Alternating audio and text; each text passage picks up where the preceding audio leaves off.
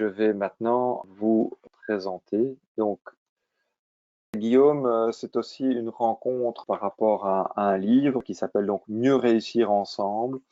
Vraiment une révélation parce que ce livre, c'est un guide pratique en fait qui est rempli d'outils pour améliorer tant le travail en équipe que la gestion du stress, développer ses compétences non techniques, ce que j'appelle soft skills, et comment justement au jour d'aujourd'hui, eh bien, on peut s'inspirer du modèle des pilotes de ligne, puisque Guillaume est commandant de bord à Air France et est également un instructeur en CRM. Et je lui laisserai le soin de nous expliquer ce qu'est le CRM. Il est belge et il va vous présenter ce qu'ils font dans l'aéronautique depuis pas mal de temps et qui, avec le groupe Facteur Humain, travaille aussi à proposer dans le monde des soignants d'utiliser ces outils pour nous faire découvrir des aspects que l'on n'a pas toujours eu lors de nos formations.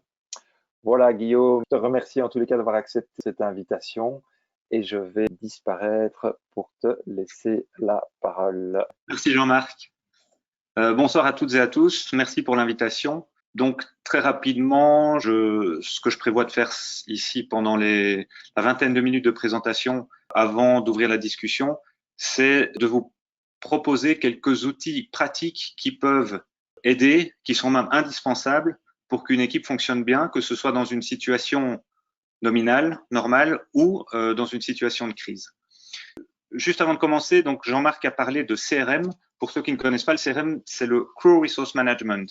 Donc en fait, la gestion des ressources de l'équipage, c'est un concept qui a été développé dans les années 70, initialement aux États-Unis, à la suite d'un certain nombre d'accidents mortels, aviation, dont les enquêtes ont montré que la cause des accidents était essentiellement due à des problèmes de dysfonctionnement d'équipage.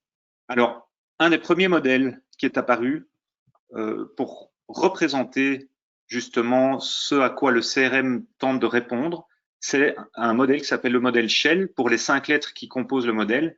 Et donc, qu'est-ce que le modèle Shell nous dit? Eh bien, c'est que nous, en tant qu'individus, nous sommes au centre du système, c'est-à-dire que nous avons un rôle à jouer.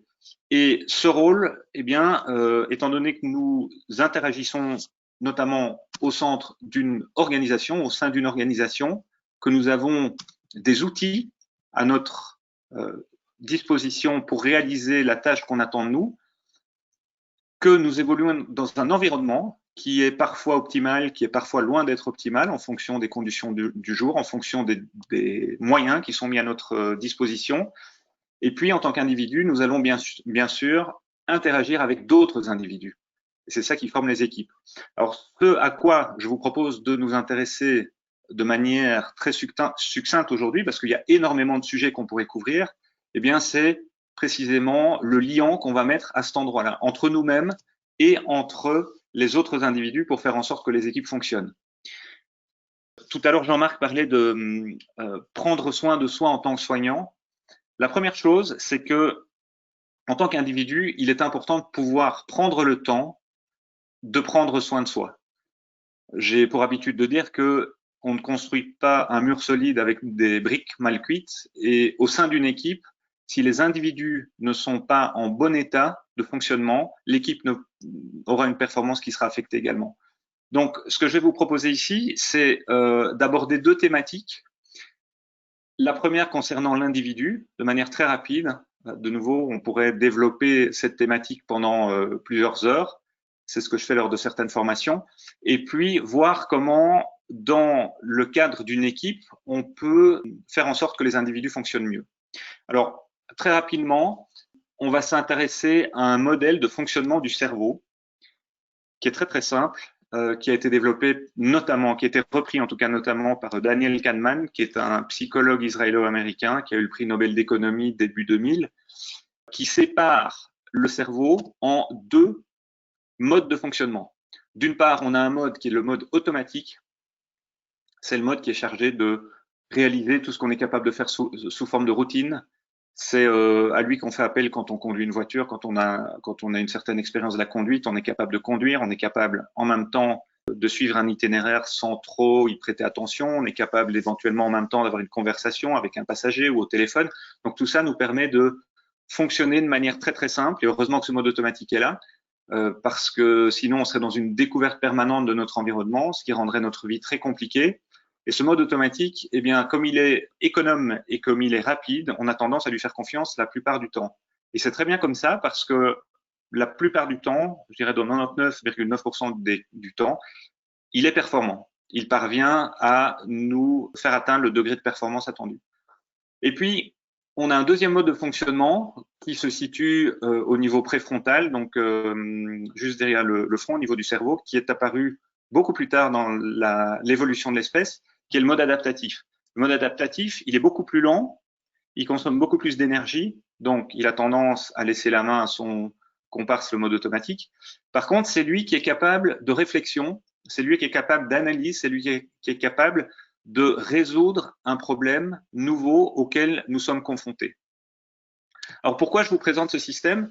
Parce qu'en fait, c'est un mode de fonctionnement, mode automatique et mode adaptatif, qui est extrêmement performant quand les deux modes, qui sont tout à fait complémentaires, sont disponibles. Or, il y a certaines situations dans lesquelles on perd le mode adaptatif. Et lorsqu'on perd le mode adaptatif, on se retrouve dans un fonctionnement automatique qui est complètement sous-optimal parce que on va avoir tendance à réagir de manière complètement irréfléchie à toutes les situations qu'on va rencontrer. Alors de nouveau, le mode automatique est très performant dans la plupart des situations qu'on rencontre, mais de temps en temps, ça ne va pas fonctionner de manière optimale. Pour vous illustrer ça, vous avez probablement déjà été confronté à cette courbe. On l'appelle souvent la courbe du stress. C'est-à-dire que à gauche, vous avez performance. En bas, ici, vous avez sollicitation cognitive qui correspond davantage à ce qui est mentionné dans l'étude initiale qui propose cette courbe, qui date des années 60. En fait, le terme anglais utilisé, c'est arousal, donc le niveau d'éveil. Et en fait, ce qu'on voit, c'est que notre fonctionnement optimal, pour avoir la performance optimale, alors la performance, ça peut être n'importe quoi. La performance pour un pilote de ligne, par exemple, la performance numéro 1, ça va être la sécurité du vol. Mais il va y avoir d'autres niveaux de performance également. On va avoir la performance, ce qu'on appelle la performance opérationnelle, c'est-à-dire essayer d'être le plus économique, le plus écologique possible quand on pilote notre avion, consommer un minimum de carburant en fonction du vol. On va avoir également une performance qui sera l'expérience client, donc le souvenir que le client va avoir en quittant l'avion. Tout ça sont des niveaux de performance et chaque métier va avoir ses différents niveaux de performance qu'il va pouvoir placer selon une échelle de valeur. Alors, comme je le disais, notre niveau de performance optimale, il va se situer là au milieu. Et on voit que c'est la zone dans laquelle on a un certain niveau de sollicitation cognitive. Ni trop peu, parce que si on en a trop peu, on sera dans une forme d'hypovigilance et on va avoir du mal à se réactiver, à réactiver notre conscience pour traiter un problème qui pourrait subvenir, et ni trop non plus. Quand on est dans ce mode de fonctionnement, quand on est dans cette bonne plage de fonctionnement, bon niveau de sollicitation cognitive, eh bien, notre mode adaptatif est complètement disponible. Ça veut dire qu'il est disponible, en fait, pour, en partie, pouvoir valider le fonctionnement du mode automatique, les solutions que nous amène le mode automatique. Et du coup, on va avoir ce mode adaptatif qui sera au top de sa performance et qui va nous permettre nous-mêmes d'être tout à fait performants. Ensuite, on va avoir, si on a, donc comme je vous le disais, hypovigilance, eh bien on a un niveau de performance qui va diminuer. Par contre, si on a une sollicitation cognitive qui est trop importante, on va avoir une diminution de la performance qui est due à quoi? Qui est due en fait à deux hormones qui vont faire leur apparition. Ce sont deux hormones du stress. Il s'agit de l'adrénaline et du cortisol. L'adrénaline et le cortisol réduisent à néant le fonctionnement du mode adaptatif. Ça signifie quoi? Ça signifie que quand un individu est stressé parce que, par exemple, il fait face à une situation dans laquelle il y a un niveau d'incertitude, il va y avoir ces hormones du stress qui vont entrer en jeu et donc il va y avoir une diminution de la performance. Nous détestons l'incertitude, nous détestons ne pas savoir où nous allons et au sein d'une équipe, il est très important de faire en sorte que le niveau d'incertitude de chaque individu soit le plus faible possible. Alors ça revient, en fait, ça revient à tous les membres de l'équipe, mais ça revient essentiellement à la personne qui aura pris le rôle de leadership dans cette équipe. Le leader, ce sera pas toujours le responsable, ce sera pas toujours le chef, ce sera pas toujours le manager, ce sera juste la personne qui aura pris à bras le corps la bonne réalisation de l'objectif qu'on s'est fixé. L'idée, pour diminuer au maximum l'incertitude de tous les individus, pour que chacune des briques avec lesquelles on va construire le mur soit solide, eh bien, c'est qu'on va partager un maximum de la manière dont on va faire les choses, l'objectif, etc., de manière à ce que tout soit clair dans la tête des différentes personnes qui seront amenées à interagir au sein de l'équipe.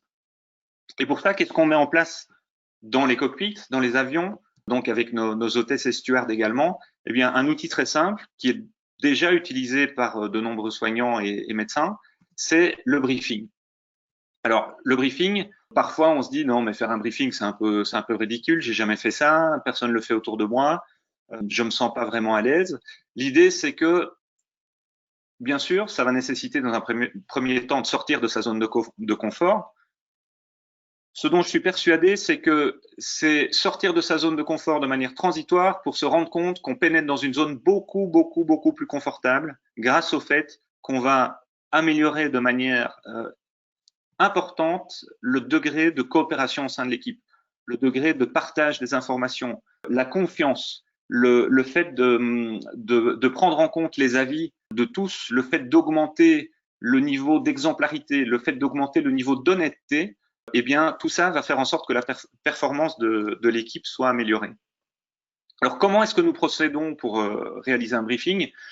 Au début, moi, ce que je faisais quand je devais faire mes premiers briefings, c'est que j'avais un copion. J'avais un petit papier dans ma poche. Je m'étais fait un genre de carte de briefing et je revoyais ça juste avant. Ok, donc là, à ce moment-là, je vais parler de ça et puis je vais aborder tel sujet. Et puis, à force d'en faire, ben, ça devient complètement naturel. Alors, je vais vous proposer ici un copion. Vous pouvez l'adapter comme vous le souhaitez. D'ailleurs, celui que je propose dans mon livre, je pense, est légèrement différent, mais les grandes lignes sont identiques. Donc, la première chose, c'est quoi? Ce qui est important, c'est que tout le monde sache ce qu'on va faire. Du coup, on va partager la mission. On est là pour quoi faire? Que ce soit à long terme ou à court terme. Si j'appelle quelqu'un pour lui demander de l'aide de manière temporaire, et j'ai vu ça dans un bloc opératoire, un patient qui avait été installé sur une table dans une position, alors je suis incapable de vous nommer la position parce que j'ai aucune compétence médicale, mais dans une position assez scabreuse avec une table qui était penchée.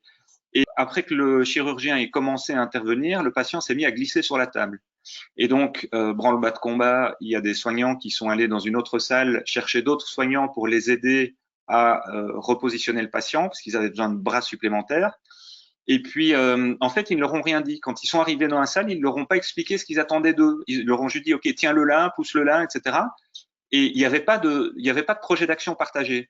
Et en fait, ça n'a pas marché. Et puis, ils s'en sont rendus compte et ils ont dit, OK, en fait, ce qu'on essaye de faire, c'est ça. Ah ben OK, ben donc tout le monde savait quelle position elle allait prendre, comment il pouvait au mieux aider l'équipe à résoudre cette problématique. Ça a été beaucoup plus efficace. Donc le briefing, ça peut être avant soit une action, une mission extrêmement courte, soit avant une mission beaucoup plus longue, une opération, un vol, etc. Donc là, qu'est-ce qu'on va faire? Ben, on va définir les particularités éventuelles de la mission et on va définir un plan d'équipe. Qui va faire quoi et comment? Et puis, on va demander à tout le monde s'il a bien compris. C'est extrêmement simple, en fait. On veut juste s'assurer que tout le monde sache ce qu'on va faire ensemble et si tout le monde se sent à l'aise avec ce qu'on attend d'eux. Et puis, éventuellement, si quelqu'un a une idée ou une remarque à formuler. Et puis, ce qu'on utilise en aviation depuis pas mal d'années maintenant, c'est systématiquement la notion de l'évaluation des risques. Comment on fait ça? On utilise une approche qu'on appelle une approche TEM. TEM pour Threat and Error Management. Donc, en français, ce serait la gestion de la menace et de l'erreur. Alors, comment ça fonctionne? Eh bien, par rapport à la mission qu'on s'est fixée, quelles sont les menaces ou les erreurs? Donc, les menaces qui sont susceptibles de se présenter, quels sont les risques associés ou quelles sont les erreurs communes éventuelles qu'on pourrait commettre dans cette situation. Et face à ça, une fois qu'on a lister là où les menaces principales, alors on se limite à 2 ou 3 grands maximum, hein, ça ne sert à rien de faire une litanie, eh bien, on va établir a priori des stratégies. OK, si cette menace se concrétise, étant donné qu'on fait face à tel risque, eh bien, voici la stratégie. D'accord? Si cette erreur est commise, voici la stratégie pour en sortir. Et donc, bien sûr, ce plan B qu'on va déterminer en équipe, de nouveau, il faut qu'il soit précis. Il faut que chacun sache ce qu'on attend de lui et comment il est supposé réaliser ça. De nouveau, on va s'assurer que tout le monde a bien compris. Et puis, on passe, alors parfois c'est fait avant, parfois c'est fait après, mais un des volets du briefing, c'est la partie facteurs humains. Parce qu'en fait, on veut s'assurer que tout le monde soit en état de réaliser la mission. Donc, on va se demander d'abord, est-ce que moi je suis OK? Est-ce qu'il est raisonnable que je fasse partie de cette équipe qui va réaliser cette mission? Et très rarement, il arrive en aviation que, après discussion avec l'équipage, on dise non, écoute, t'as raison, je suis vraiment trop fatigué. T'as raison, il faut pas que j'y aille. J'avais envie d'y aller parce qu'on a tous envie d'y aller, on a tous envie de réaliser, de remplir les attentes que les gens ont de nous. Et de temps en temps, très rarement, mais de temps en temps, ça vaut la peine de dire ok, aujourd'hui c'est pas mon jour. Eh bien, merci de m'en avoir fait prendre conscience. Je passe la main et puis on déclenche la réserve, on appelle la garde, etc. C'est pas raisonnable que j'en fasse partie. Ensuite, et donc ça, pardon, je vais me poser la question au niveau technique. Donc, est-ce que je me sens à l'aise techniquement de réaliser ce qu'on attend de moi? Est-ce que je me sens à l'aise mentalement? Est-ce que je me sens à l'aise physiquement? Est-ce que je suis pas trop fatigué ou est-ce que éventuellement j'ai pas une douleur, je suis pas malade, je suis pas dans un état physiologique inconfortable? Et puis je vais demander aux autres, est-ce que toi tu es OK? Est-ce que toi tu es OK d'y aller? Le fait de m'être ouvert en premier, éventuellement, eh bien, ça va faire en sorte que les autres s'ouvrent plus facilement. Et une fois qu'on a partagé tout ça, alors ça paraît complet, ça paraît long ici quand je vous présente ceci de cette manière-là. Ça prend maximum 2 minutes face à une équipe. Tant que la mission est relativement simple, si ça nécessite d'en parler de manière plus élaborée parce qu'il y a quelque chose de complexe à réaliser, eh bien, on prend le temps.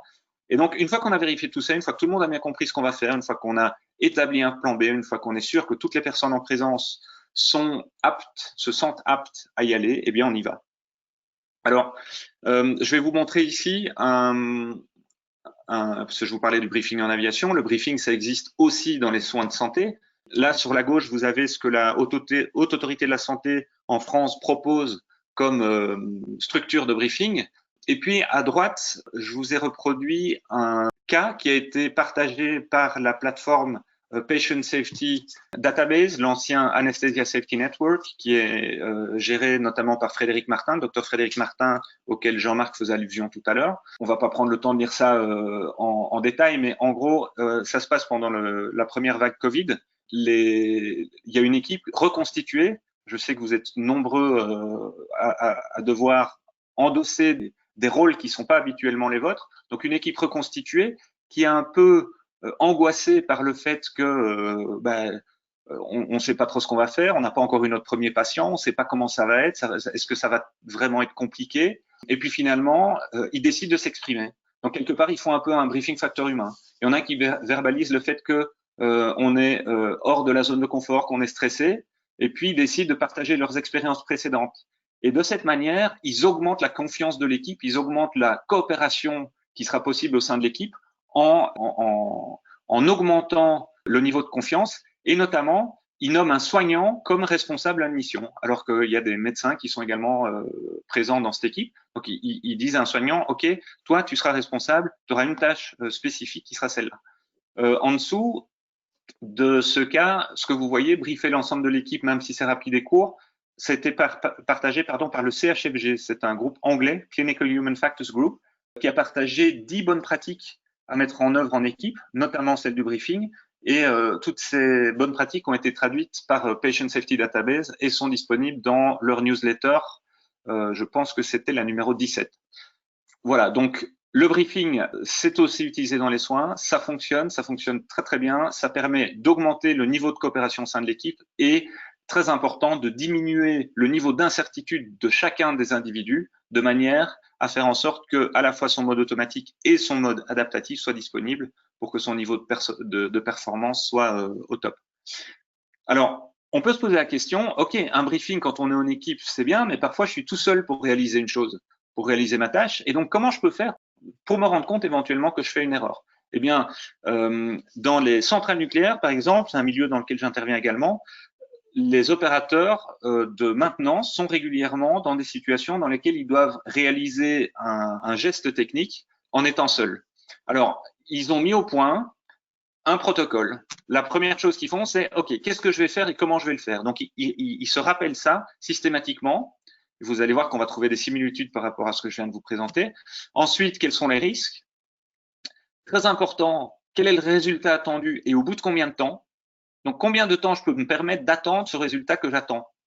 C'est une notion cruciale parce que ça permet de pas se poser la question après, tiens, j'ai fait ça il y a combien de temps, est-ce que c'est normal? Non, une fois qu'il se fixe une butée, eh bien, il sort un chrono et il vérifie.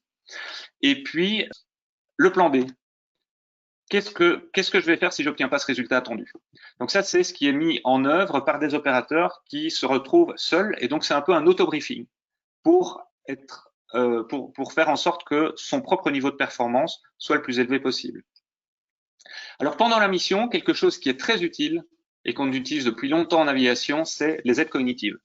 On utilise des checklists. La première checklist en aviation, elle date de 1936. Elle fait suite à un accident, comme beaucoup de choses. Forcément, dans les soins de santé, on connaît la checklist chirurgicale. C'est pas la seule. Il y a d'autres checklists. Il y en a qui ont été publiées par différentes universités américaines pour des cas d'urgence rencontrés de manière fréquente au bloc opératoire. Et puis, dans le cadre du traitement de patients Covid, mais on peut peut-être se rendre compte à un moment donné que mince, pour les 3-4 premiers patients, on a systématiquement loupé ce truc-là. OK, mais pourquoi pas créer une aide cognitive, une petite checklist. La checklist, ça ne remet en aucun cas en cause la compétence des personnes qui l'utilisent. C'est même plutôt l'inverse. C'est même plutôt un signe de professionnalisme. La checklist, elle est là pour nous aider à ne pas oublier le truc bête, le truc qu'on réalise tous les jours de manière automatique, et puis qu'un jour, parce que on est fatigué, parce qu'on est occupé à autre chose, on a interrompu, eh bien éventuellement on va l'oublier, ça va avoir des conséquences importantes. Donc, la checklist, c'est vraiment quelque chose qui paraît simple, qui paraît parfois infantilisant. En fait, tout ce que je peux vous dire, c'est que comme le briefing, c'est quelques secondes d'investi pour potentiellement de longues minutes, voire beaucoup plus, d'économiser par la suite en évitant quelques événements indésirables. Et puis après la mission, ce qu'on fait en aviation, c'est débriefer. Pourquoi on débriefe? Parce qu'il y a différentes vertus au fait de débriefer. D'abord, si c'est passé quelque chose de compliqué, de stressant, eh bien, on va solder l'éventuelle charge émotionnelle des différentes parties prenantes. Et donc là, on a une question qui est très simple, c'est quel est votre ressenti par rapport à la situation? Est-ce que quelqu'un veut partager son ressenti? Ensuite, une fois que les personnes qui le souhaitent ont partagé le ressenti, et ça c'est très important parce que tant que la charge émotionnelle est trop importante, le mode adaptatif est absent. Le mode adaptatif est affecté. Ça veut dire quoi? Ça veut dire que la personne n'est pas en capacité de comprendre l'explication éventuelle de la situation qu'elle a vécue. Une fois que cette charge émotionnelle est évacuée, à ce moment-là, on va aider les personnes à comprendre. Donc, est-ce qu'il y a quelqu'un qui a une question par rapport à ce qui s'est passé? Imaginez-vous, moi, ça m'est arrivé d'avoir de la fumée en cabine, donc en cabine passager, sur un vol de Charles de Gaulle à Brest. Donc, on n'avait pas de cabine, on n'avait pas, pardon, de fumée dans le cockpit. On était en contact avec les hôtesses et les stewards qui avaient dû mettre un genre de scaphandre sur leur tête. C'est une cagoule de protection respiratoire dont ils s'équipent quand il y a de la fumée dans la cabine.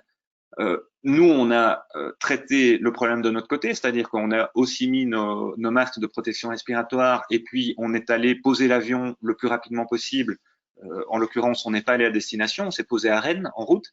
Et c'était un épisode qui était très chargé émotionnellement pour nos hôtesses et nos stewards parce que eux, ils étaient quelque part victimes de ne pas savoir ce qui se passait dans le cockpit. Nous, on gérait notre trajectoire de vol, eux géraient la gestion des passagers dans la cabine. Et dans ce genre de situation, la communication entre les pilotes et l'équipage commercial est beaucoup plus compliquée. Et donc, ce qu'on a fait une fois que tous les passagers ont été débarqués à Rennes, on s'est assis dans l'avion et on leur a demander d'abord, comment vous l'avez vécu, quel est votre ressenti? Et là, je peux vous garantir qu'ils nous ont dit c'était super stressant, c'était super flippant, on savait pas où on allait, on ne savait pas où on en était plutôt, donc on savait plus ou moins comment vous gériez les choses devant, mais on ne savait pas où on en était.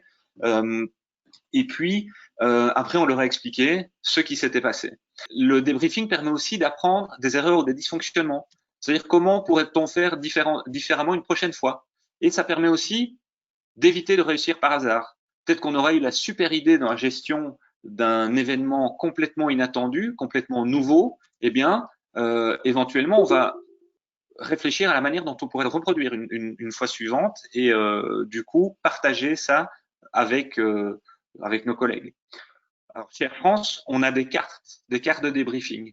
Ça, c'est une nouvelle version qui a plus ou moins 1 an. Et vous voyez que d'un côté, le côté bleu, on évalue sous l'angle TEM que j'ai évoqué tout à l'heure, Threat and Error Management, comment on a géré, et vous voyez que c'est orienté de manière positive, qu'est-ce qu'on a bien géré au niveau du départ, de la croisière, de l'arrivée. Et puis, on fait un bilan sur notre consommation carburant. Et de l'autre côté, on a le débriefing équipage. Donc, quel est votre ressenti? Alors parfois, les gens n'ont pas envie de trop s'exprimer, mais juste le fait de dire 2, ça peut être suffisant. On a compris dans quel état ils sont. Et puis, bien sûr, on va leur donner les explications quand ils en ont besoin. Et on leur pose la question, on se pose la question, qu'est-ce qu'on pourrait produire sur un prochain vol qui a particulièrement bien fonctionné? Alors, le débriefing, c'est également utilisé dans les soins de santé. C'est également encouragé par la HAS. Et ici, vous avez la retranscription d'un cas également provenant de Patient Safety Database. Si vous ne connaissez pas, vous avez le lien de l'URL, vous avez l'URL là en bas de l'écran. C'est en fait probablement la même équipe qui a réalisé le REX, le retour d'expérience sur le briefing que je vous ai présenté il y a un instant. Et ici, ce qu'ils disent, c'est que OK, on a fait un débriefing et on a profité de ce débriefing pour briefer l'équipe suivante, pour briefer ceux qui allaient nous relever, en disant que, si on voit la dernière phrase, elle a ainsi contribué au partage de connaissances en termes de nursing et de soins. Donc l'idée, c'est vraiment d'apprendre de nos erreurs, mais aussi d'apprendre des nouvelles situations rencontrées et des solutions qu'on y a apportées. Et de nouveau, le Clinical Human Factors Group encourage le débriefing dans leur liste de 10 bonnes pratiques à déployer au sein des équipes médicales et soignantes. Donc, en guise de conclusion, de quoi je vous ai parlé?